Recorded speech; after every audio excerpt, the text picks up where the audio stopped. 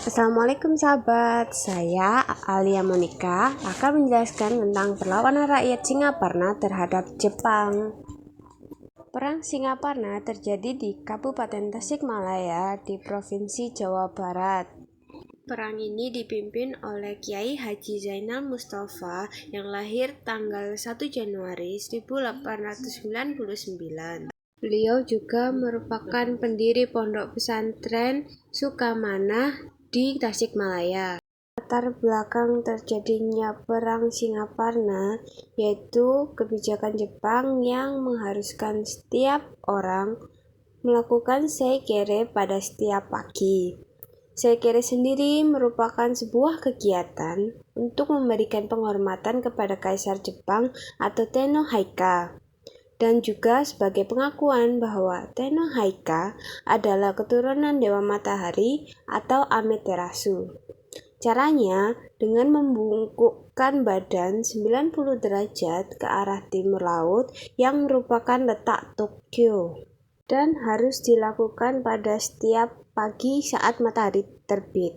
Kebijakan itu ditolak keras oleh Kiai Haji Zainal Mustafa karena seikere bertentangan dengan ajaran Islam dan dianggap menyekutukan Allah.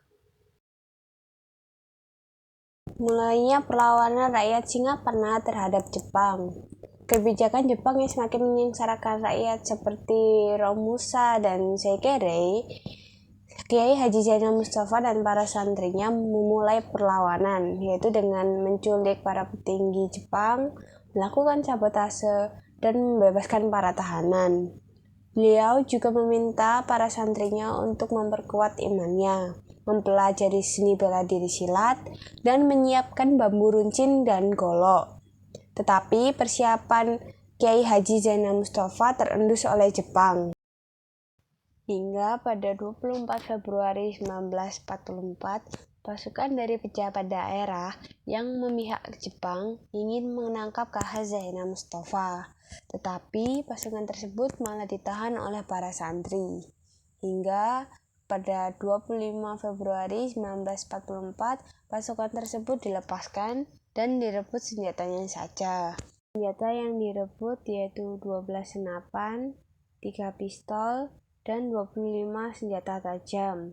Sekitar pukul 1 siang datang kembali 4 ofisir Jepang yang memaksa agar K.H. Zainal Mustafa menghadap Jepang di Tasikmalaya.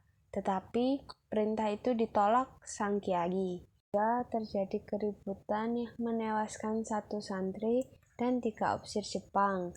Namun seorang ofisir dibiarkan hidup dan disuruh kembali dengan membawa ultimatum.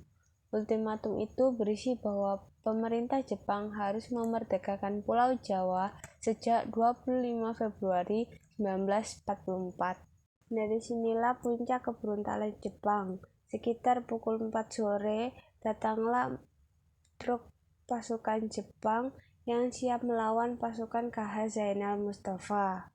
Menariknya, yang datang bukanlah tentara Jepang, melainkan pasukan pribumi yang pro-Jepang. Jepang menggunakan teknik perang adu domba yang dijalankan oleh Belanda. Karena menghadapi bangsa sendiri, sang kiai menyuruh para santrinya untuk tidak melawan balik sampai musuh mendekati zona aman. Mereka benar-benar tidak melakukan perlawanan sebelum musuh sangat dekat. Hingga akhirnya pasukan Sukamana diserang terlebih dahulu. Jumlah pasukan musuh lebih besar dan juga senjatanya lebih canggih, sedangkan santri hanya bersenjata bambu runcing, golok, dan senjata seadanya.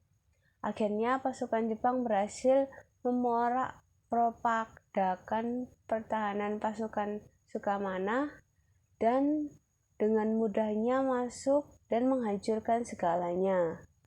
Dan akhirnya pasukan K.H. Zainal Mustafa pun kalah. Setelah perang tersebut, tercatat 86 santri meninggal, 4 orang meninggal di penjara, dan 38 meninggal di penjara Sukamiskin, dan 10 orang lagi mengalami kecacatan. Sehari setelah pertempuran tersebut, sekitar 700-800 orang ditangkap oleh tentara Jepang dan dijebloskan ke penjara Tasikmalaya.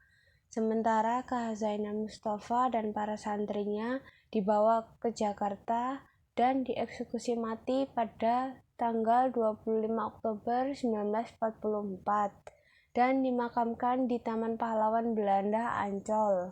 Namun pada tanggal 25 Agustus 1973, makam Kh. Zainal Mustafa dan para santrinya dipindahkan ke Taman Makam Pahlawan Sukamana di Tasikmalaya.